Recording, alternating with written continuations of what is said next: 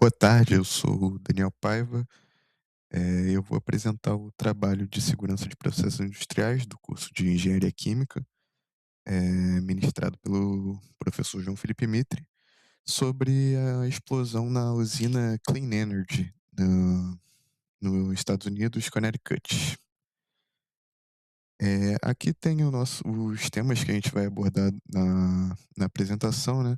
Sendo eles uma introdução sobre a planta, explicar o contexto operacional do dia do acidente, falar sobre o que aconteceu no acidente em si, falar sobre as consequências, as principais causas desse acidente, citar algumas recomendações que foram feitas urgentemente após o acidente, algumas lições aprendidas e concluir o nosso trabalho. Aqui na introdução, eu trago uma imagem da planta, né, da usina de Clean Energy, em Connecticut, nos Estados Unidos, que se trata de uma usina termoelétrica, a gás natural. Teve o seu início de operação em julho de 2011, sendo o acidente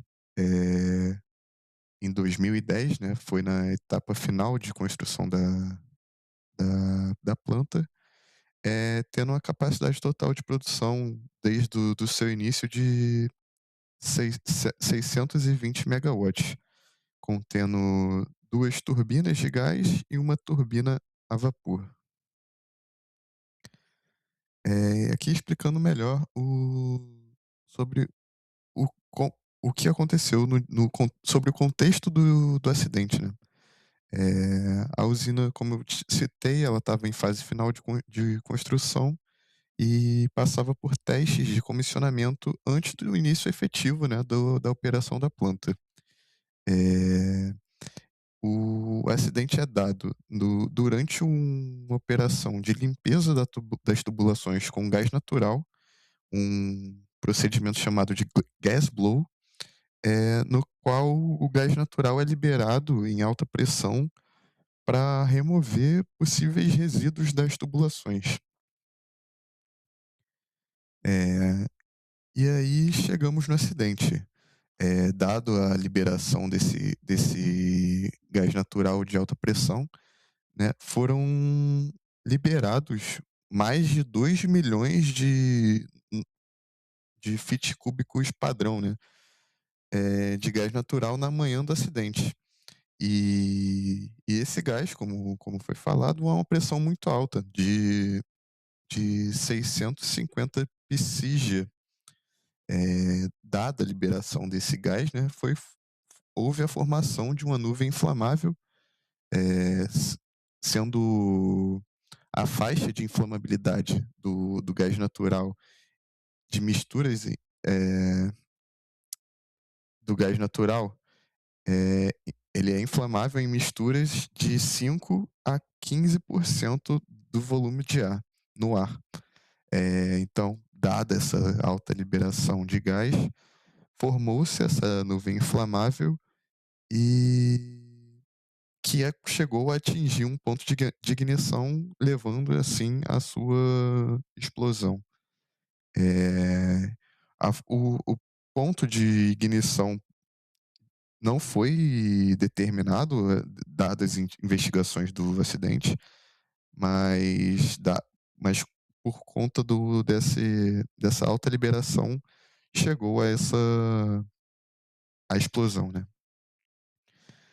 Aqui é alguma das consequências desse acidente, sendo ela o mais grave, é, 6 mortos na planta, mais de 50 feridos e também um grande impacto financeiro, né? Que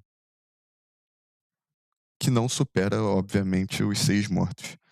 É, também, como foi falado, esse acidente ocorreu antes do início da operação da planta, né? E aí, por conta desse acidente, é, houve um atraso de 5 meses para o início da operação de fato. É, também a gente tem, eh, 8.400.000.000 em compensações, né, provavelmente para as famílias dos feridos, tal, para a família dos mortos e etcétera. E também 16,6 milhões de dólares em multas para Clean Energy. Aqui uma das principais causas, né, para esse acidente é a ausência de controles preventivos, como, por exemplo, detecção desse gás, tal, falha na gestão de segurança, uma vez que não os operários da planta não tiveram a devida instrução no dia da operação de gas blow, né. Eles não tiveram uma reunião para falar sobre os riscos, para falar de como mitigar caso tenha um vazamento e como proceder, né, caso houvesse alguma situação crítica. E com isso, né, também também por conta desses motivos, eh, chegou-se à gravidade do acidente, né, levando a 6 mortos. Aqui algumas recomendações que foram feitas de maneira urgente após, o acidente, né, sendo elas a proibição da liberação de gás inflamável para a atmosfera como método de limpeza de tubulação de gás combustível, né, o o tal gas blow, a proibição de operações de ventilação ou de purga de gases inflamáveis em ambientes confinados e também em áreas abertas, tais operações devem ser proibidas sempre que houver a possibilidade de formação de atmosfera inflamável nas proximidades dos trabalhadores ou de fontes de potencial ignição, né.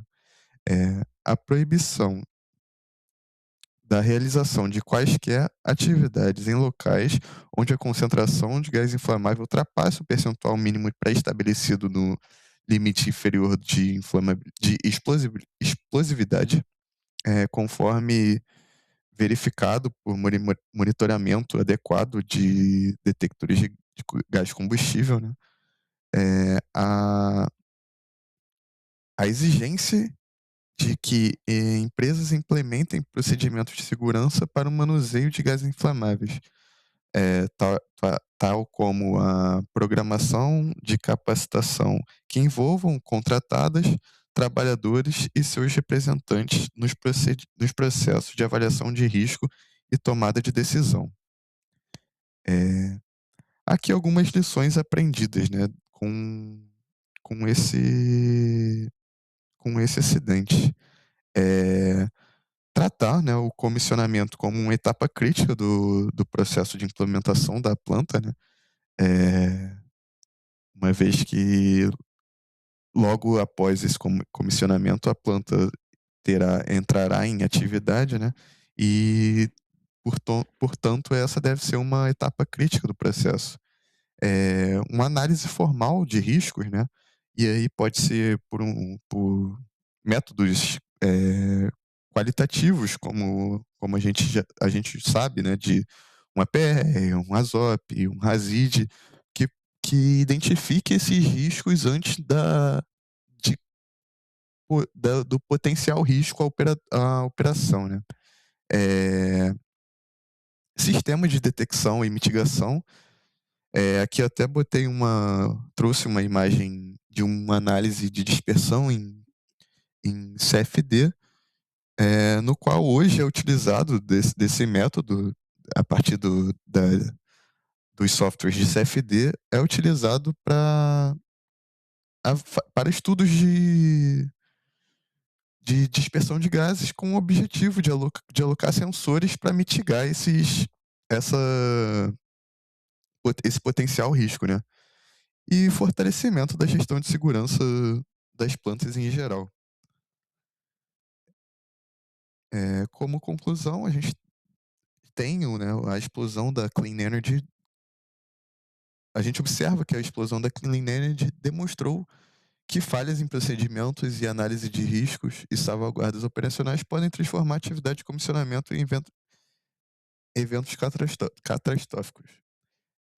O acidente reforçou a necessidade de aplicar princípios de segurança em todas as fases do empreendimento, uma vez que é, a partir do momento que a planta está em operação, é, você coloca muito mais risco é, a todo o investimento, né? Então é importante que essas etapas sejam levadas em consideração desde do projeto básico da planta. Aqui eu trouxe as referências para esse trabalho e é isso. Muito obrigado.